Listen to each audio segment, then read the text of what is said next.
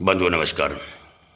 बंधु आज एक परिचय, जी हाँ, हम उनका परिचय तो नहीं करा सकते, लेकिन इस उद्घोष के साथ उनके बारे में कुछ कहना चाहते हैं। जय हिंद, जय भारत, वंदे मातरम, जय सनातन।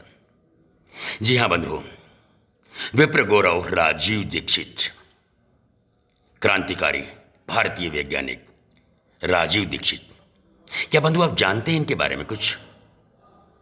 क्षमा करें, यदि इनके बारे में आप नहीं जानते तो ये बड़े दुख की बात।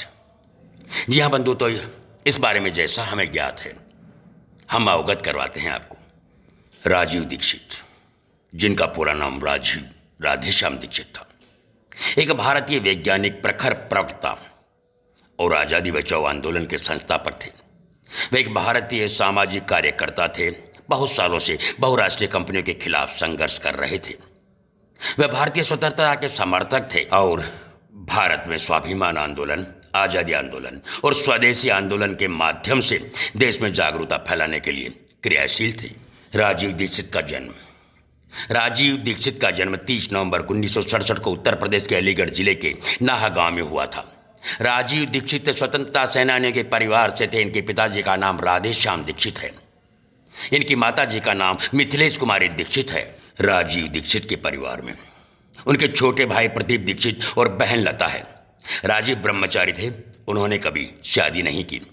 राजीव दीक्षित ने अपने प्राथमिक शिक्षा अपने गांव से ही पूरी की थी। उसके बाद पीडी जैन इंटर कॉलेज से उन्होंने 12वीं कक्षा तक की शिक्षा प्राप्त की। वर्ष 1984 में बिहार के KKM कॉलेज से इलेक्ट्रॉनिक्स और संचार में बीटेक की डिग्री हासिल की। इसके बाद राजीव दीक्षित ने IIT खड़गपुर से MTech की डिग्री प्राप्त की। राजीव दीक्षित का पारिवारिक जीवन। राजीव दीक्षित भारतीय वैज्ञानिक थे। उन्होंने APJ अब्दुल कलाम के साथ में भी काम किया। साथ ही वे फ्रांस के दूर संचार क्षेत्र में भी वैज्ञानिकों के तौर पर काम कर चुके थे। उन्होंने भारतीय इतिहास के बारे में, भारतीय संविधान के मुद्दों में और भारतीय आर्थिक नीति के बारे में भी जागरूकता फैलाने के लिए प्रयास किया। वो चंद्रशेखर आजाद, भगत सिंह और उधम सिंह जैसे क्रांतिकारियों से प्रेरित थे।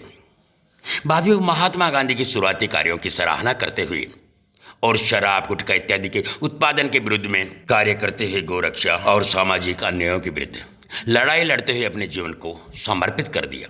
बंधुओं, 1997 में उनकी पहली मुलाकात प्रोफेसर धर्मपाल से हुई तो वे उनसे काफ़ी प्रभावित हुए।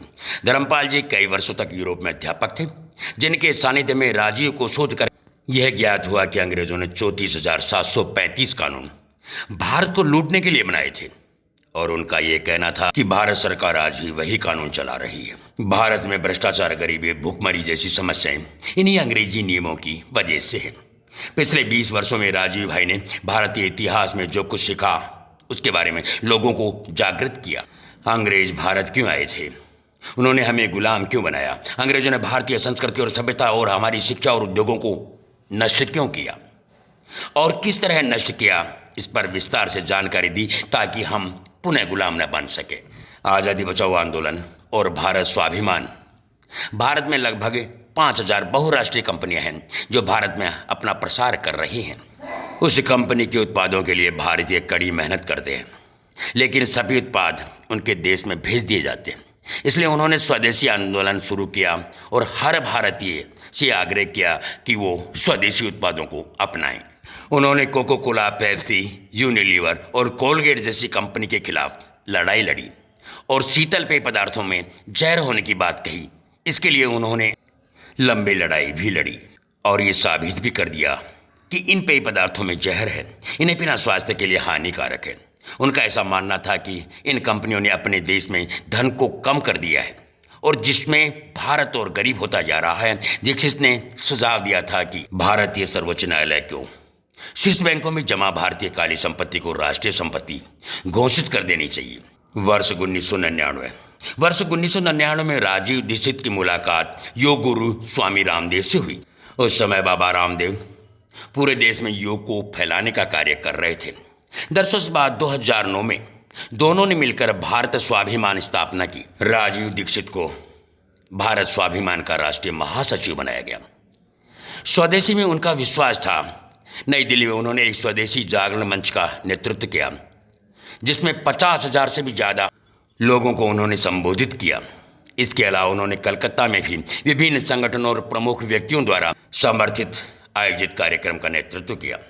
उन्होंने जनरल स्टोर की एक ऐसी श्रृंखला को खोलने के लिए आंदोलन किया जहां सिर्फ भारतीय द्वारा बनाए गए उत्पाद की बिक्री हो। वे आज़ादी बचाओ आंदोलन के प्रवक्ता थे।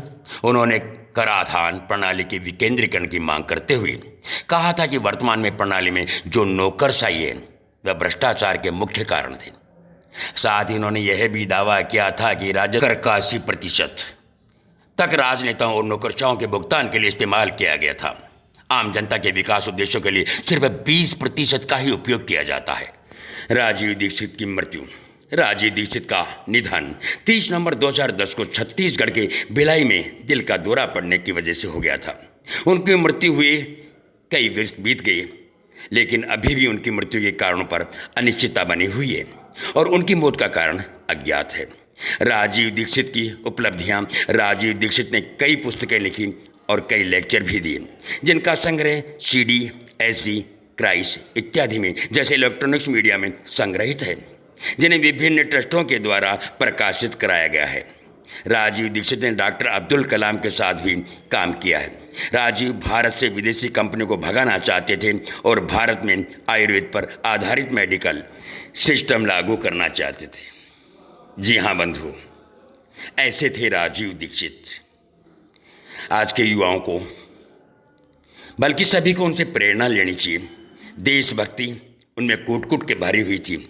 सनातन के रखवाले थे वो। जी हाँ, ये सुंदर सा प्यारा सा लेख हमें प्रेषित किया है हमारे प्रिय श्री महेंद्र जी पारिक द्वारा। जी हाँ बंधु, इसमें स्वर देने का प्रयास किया है आपके अपने पूर्णमल पारिक जवान भाई ने।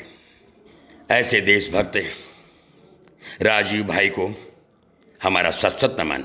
जय हिंद, जय भारत, वंदे मातरम, जय सनातन।